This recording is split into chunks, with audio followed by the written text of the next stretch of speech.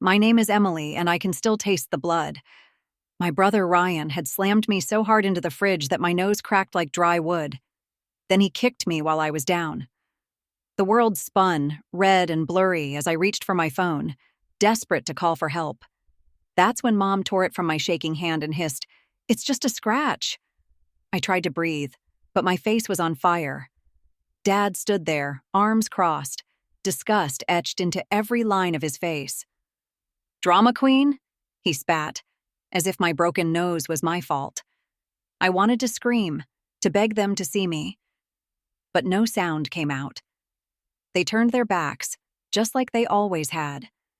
And in that moment, I realized something deep in my bones. They had no idea what I was about to do next. If you want to find out how I turned their cruelty upside down, and how I found the courage they never thought I had, make sure you like this video, subscribe, and turn on notifications. You don't want to miss what comes next. My name is Emily Parker, and if you saw us from the outside, you'd think we were the perfect family. The nice house, the polished smiles. But behind those walls, a darker truth hid in plain sight. My brother Ryan was everyone's golden boy. Star athlete, good grades, charming with strangers. Mom and Dad worshipped the ground he walked on. And me? I was the leftover, the one who never measured up. Ever since we were kids, Ryan had this coldness about him. If I had a toy he wanted, he'd snatch it from me. If I cried, Mom would say, "Stop being so sensitive, Emily." Dad would chuckle, "You've always been dramatic." Their words stung even when I was too small to understand them. As we grew older, it only got worse. Ryan would shove me into walls or yank my hair so hard my scalp burned, but somehow he always had an excuse. He'd say I fell or tripped or was clumsy, and my parents ate up every word. Sometimes I'd try to stand up for myself. I'd gather the courage to tell them what really happened, thinking maybe this time they'd believe me. But the second Ryan put on those puppy dog eyes, my parents flipped. I was the liar, the problem, the embarrassment. Ryan was the precious son who could do no wrong. It felt like I was living with strangers, not family. No one seemed to see me, not really. No one cared how many times I cried alone in my room, holding ice packs to bruises or wiping away tears before school so no one would ask questions. But even though they turned a blind eye, I never forgot. Each bruise left a mark, not just on my skin, but on my heart. Each insult stuck to me like a poison I couldn't wash off. I tried to distract myself, focusing on school, on my art, on anything that made me feel real. For a while, that worked. I thought if I just stayed out of Ryan's way, maybe he'd leave me alone. Maybe he'd grow up and change. Maybe my parents would finally see the truth. But hope is a dangerous thing. And in our house, it was a trap. Because one afternoon, Ryan crossed a line I couldn't ignore. And when I dared to speak up, he exploded. My parents defended him again. Of course they did, like they always had. That was the moment everything cracked open. The moment I realized they'd never protect me, no matter how bad it got. And that is how I found myself on the kitchen floor, blood dripping down my face with no one willing to help. I wish I could say that day came out of nowhere, but looking back, the cracks had been spreading for years. Ryan's small cruelties had always been part of my life. Like the time he poured juice all over my final art project the night before it was due, and then laughed when I cried. Or the time he locked me outside in the cold for hours, just because he could. He was the kind of person who got a thrill from hurting me, testing how far he could go before someone, anyone, would stop him. But no one ever did. Mom would dismiss every bruise as clumsiness, and Dad would shrug off my tears. "You have to toughen up, Emily," he'd say, as if toughening up would stop Ryan's fists from finding me. After a while, I stopped telling them. I swallowed every scream and hid every scar because it was easier than being called a liar. I tried to disappear into my room, tiptoeing around Ryan's moods, learning to read the storm in his eyes so I could avoid it. But avoiding him became impossible. Ryan grew bolder. If I left snacks in the fridge, he'd eat them. If I touched anything of his, he'd shove me hard enough to leave a mark. Every time I tried to stand up for myself, he would remind me I had no power here. I remember one night, not long before he broke my nose, I caught him stealing money from my wallet. When I confronted him, he smirked, pushed me against my bedroom door, and whispered, "Who are they going to believe, Emily, you or me?" He was right, and he knew it. I started feeling like a ghost in my own house, like I was just waiting to be heard again. Some days I'd stand in front of the bathroom mirror, staring at my face, wondering if I even existed to them at all. The scariest part? A tiny voice inside me started to agree with them. Maybe I was dramatic. Maybe I deserved it. Maybe if I were stronger, Ryan would leave me alone. That's how abuse gets you. It makes you question your own worth until you believe you have none. Then came the day everything truly fell apart. It was supposed to be ordinary. I was in the kitchen, making a sandwich.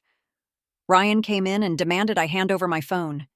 He'd been trying to snoop through my messages for weeks, convinced I was talking about him behind his back.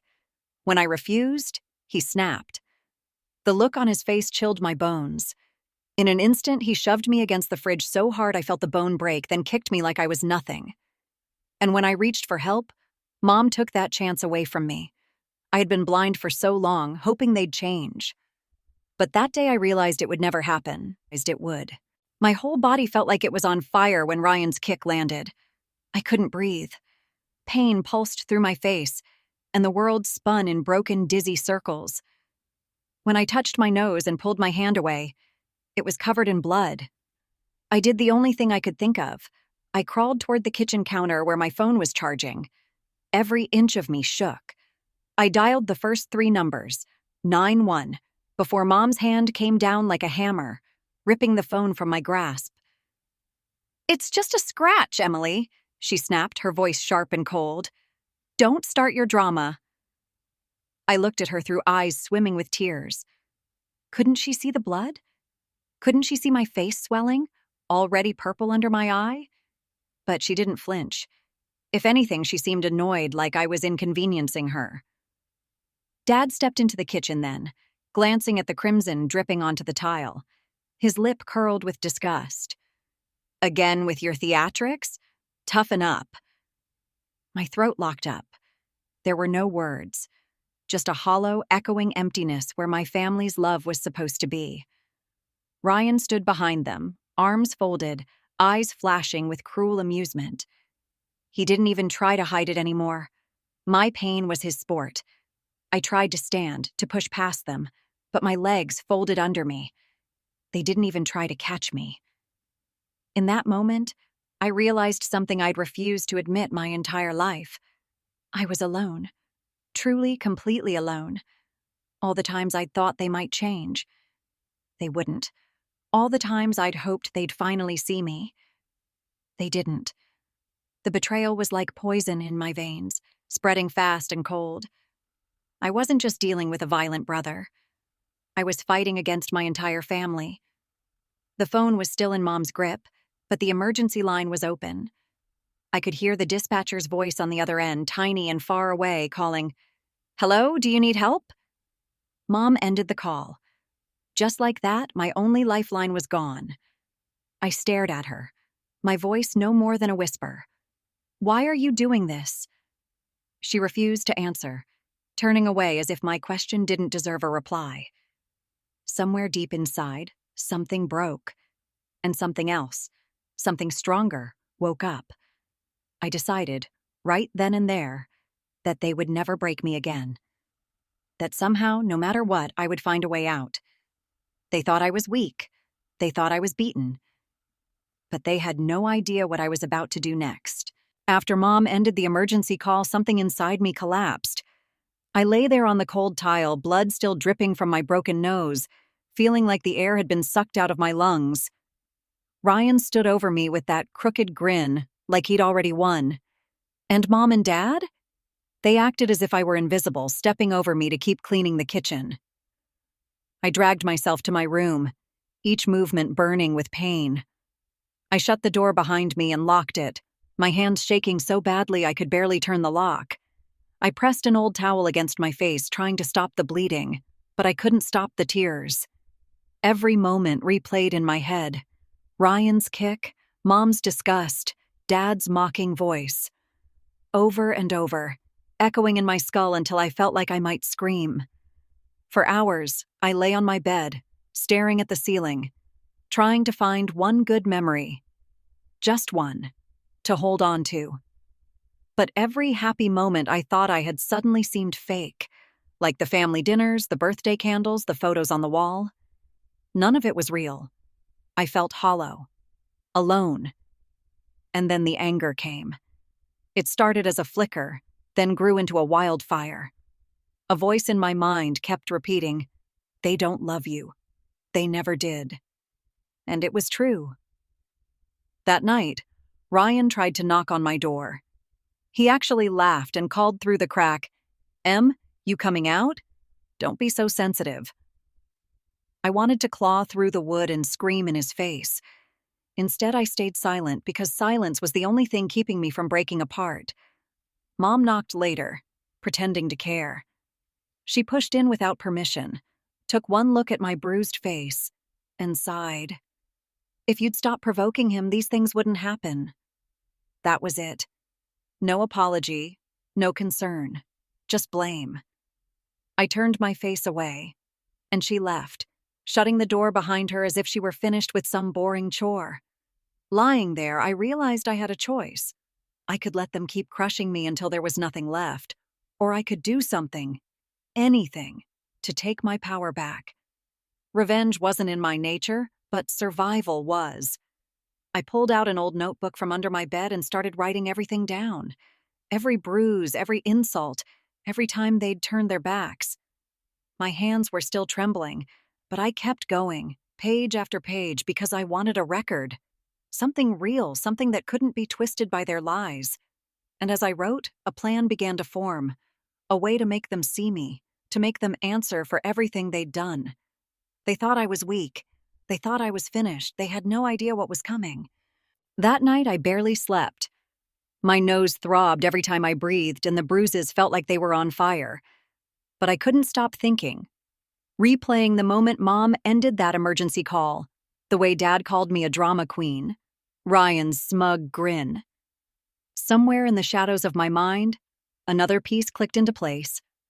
I remembered things I'd buried long ago, hints and whispers, moments I'd tried to forget. Like how Ryan had always gotten away with everything, no matter how cruel he was, or how Mom and Dad covered up his violence even when it was so obvious it screamed from my skin. I started to wonder, why? Why protect him so viciously?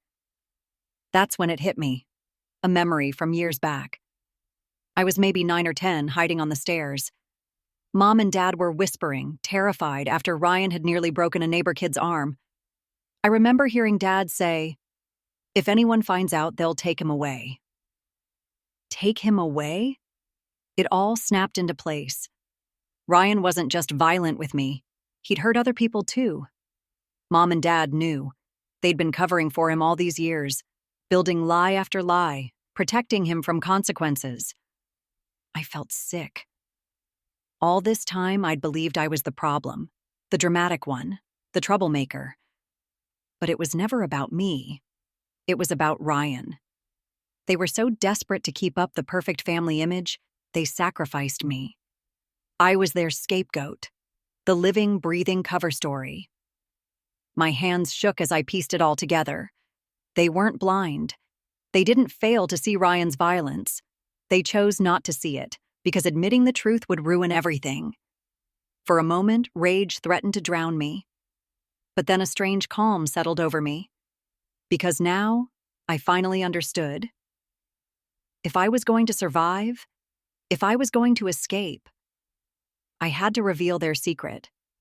I took out my phone, even with the spiderweb cracks across the screen, and started recording. I filmed my broken nose, the bruises on my arms, the swelling on my cheek. Then I spoke, slowly and clearly, for the camera. "My name is Emily Parker. If anything happens to me, this is why." I listed every memory, every time they'd turned their backs, every time they'd let Ryan hurt me. When I was done, I sent it to someone I could trust. My aunt, who'd moved away years ago after a fight with my parents. I prayed she would believe me because she was the only one who ever had. I also saved the video in a hidden cloud account, far from their reach. For the first time in forever, I felt powerful. They thought they had silenced me. They thought they'd buried the truth. They had no idea I was about to rip the mask off, piece by piece. The next morning, my face was swollen so badly I could barely open one eye. When I stepped into the hallway, Ryan smirked, as if nothing had happened. Mom was making breakfast, humming, acting like the night before was just another minor inconvenience. But I wasn't the same girl anymore. I kept my head down and moved through the morning like a ghost, waiting for my moment. Because I knew what they didn't, that my aunt had seen my video. Around noon, my phone buzzed. It was her. One short text. "I saw everything. I'm coming." My chest filled with a courage I hadn't felt in years. For the first time, someone believed me. Someone was on my side. A couple hours later, the doorbell rang. Dad went to answer it, his voice full of forced cheer until he saw Aunt Grace standing there. She pushed past him like a storm, eyes on me immediately, full of worry and fury all at once. "Emily, pack your things. You're coming with me." Mom tried to block her. "You can't just take her." Grace turned, voice shaking with rage. "I saw the video, Diane. You're lucky I don't call the police right now." The room fell silent. Ryan's smug grin faltered for the first time in his life. Dad stood frozen, looking smaller than I'd ever seen him. Aunt Grace crossed the room and pulled me gently to my feet. I felt like my bones might shatter from relief. I grabbed a backpack and stuffed it with whatever I could carry. Clothes, a sketchbook, my charger. My hands trembled, but I didn't stop. As I moved to the front door, Ryan lunged at me. "You're not leaving." Grace stepped in front of me, blocking him. "Touch her again, Ryan, and I swear I'll have you in handcuffs by nightfall." For the first time ever, I saw fear flash across his face. I stepped outside, the sunlight blinding but warm on my skin. I felt the weight lift, piece by piece, as I left that house behind. Aunt Grace helped me into her car, and as she started the engine, she squeezed my hand. "You're safe now," she promised. The drive felt like a rebirth. Each mile was a mile away from their control, from their silence, from their cruelty. I was still scared, still broken, but no longer alone. That night in Grace's guest room, I cried for hours. The pain poured out of me. Years of being unheard, unloved, unseen. And then, slowly, I began to heal. Ryan, Mom, and Dad tried to call me, tried to twist the story, but I didn't answer. Aunt Grace told them the truth. If they came near me again, she'd press charges. They had spent years making me their scapegoat. But the moment I chose to stand, their power collapsed. They thought they owned me forever. But I was free. The first night at Aunt Grace's was the first time in years I slept without fear. The bed was soft, the room quiet, and for once, no one was on the other side of the wall waiting to hurt me. My face was still swollen, my ribs still ached, and every breath reminded me of what I'd survived. But in that quiet guest room, I finally felt safe. Grace took me to the doctor the next morning. The fracture in my nose was worse than I'd realized, but the doctor was kind, gentle, and didn't look at me like I was lying. He treated me like I mattered. That somehow hurt in a whole different way. Realizing I'd never felt that from my own family. Grace helped me report what happened. Child Protective Services opened a case. Officers came to interview me and I told them everything. The bruises were still there, impossible to deny. And the years of journals I'd kept backed up every word. For once, the truth had a voice. Ryan was questioned. Mom and Dad tried to spin it as a misunderstanding, but the authorities saw right through them. Grace stood by me, unshakable, reminding me every day that I was not alone anymore. The investigation took weeks, and it was painful to relive everything. But I refused to hide. I refused to let them bury my truth. Through therapy, I began to understand that I wasn't the problem. I had never been the problem. Ryan had chosen to hurt me, and my parents had chosen to look away. That was on them, not on me. Some nights, the memories still burned. I would see Ryan's face, hear Mom's voice calling me dramatic, feel Dad's disgust. Those ghosts clung to me, but Grace taught me how to fight them. She reminded me over and over, what happened to you was not your fault. Slowly, I started to believe her. I went back to school, wearing my healing scars proudly, no longer ashamed. When people asked, I told the truth. I refused to protect their secrets anymore. And a surprising thing happened. Some people believed me, some people stood by me, and some even told their own stories, because they finally felt brave enough to share. I wasn't just surviving, I was changing. In the end, Ryan was sent to a juvenile program for anger and violence, under court supervision. Mom and Dad were forced into parenting classes, and social services kept an eye on them. They tried to reach out to me to pull me back into their twisted circle, but I stayed strong. Grace said something I'll never forget. Forgiveness is yours to give or withhold. But trust? That has to be earned. I chose to move forward without them. Maybe someday I'll heal enough to forgive, but I'll never forget. Because the lesson I learned, carved in bruises and tears, is this: family should protect you, not destroy you. And if they choose to destroy you, it's okay to walk away and never look back.